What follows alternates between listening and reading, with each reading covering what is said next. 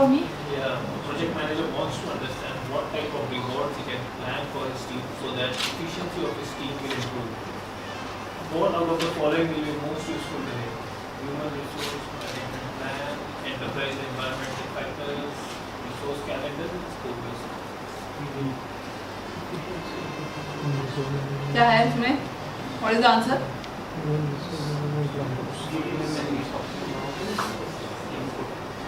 Scope baseline is useful for planning rewards.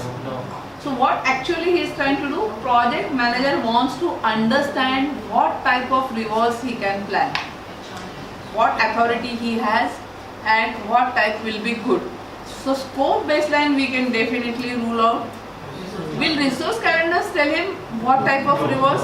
So C and D we can It do. should be A. also cannot. Yeah, between A and B, both can be considered actually, but A will tell him directly about his project. A is a better option.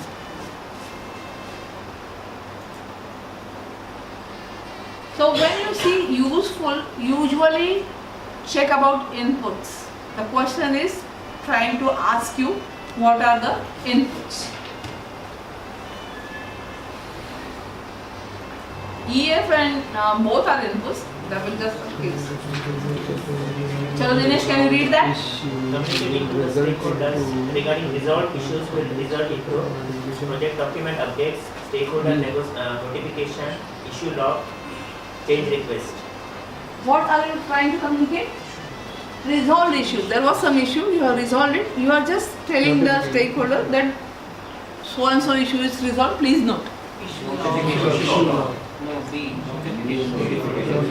You are notifying the stakeholder, informing the stakeholder that the issue is closed.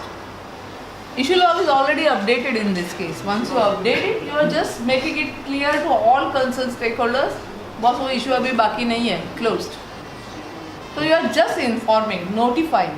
So that's stakeholder notification. This is I question. Finger ready.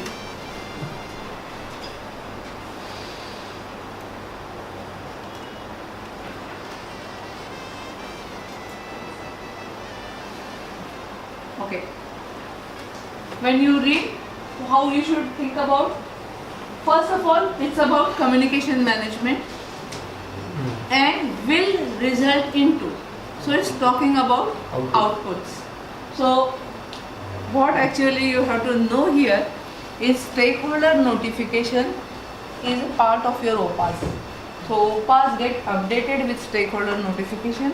Read your 10.2, 10.3. The point is clearly mentioned there. It is an output of 10.2 OPAS.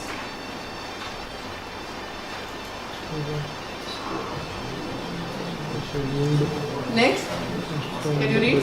Scope of a schedule constraint project has increased and the project manager is planning to subcontract some work so that the project is not delayed. He is A.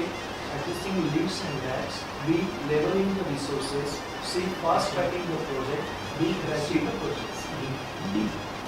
What is he doing? He is outsourcing, subcontracting something, right? So actually it is as good as adding resources. So he is crashing, yes.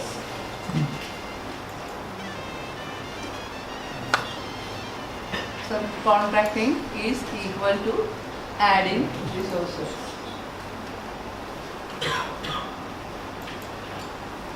Next. Project manager is monitoring project status.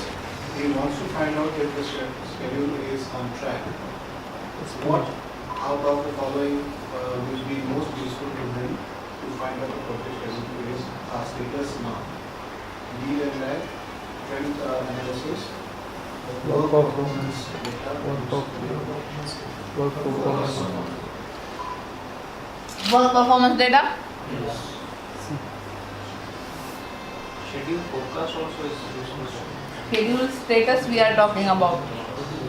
Whether you are continuously slipping. Huh?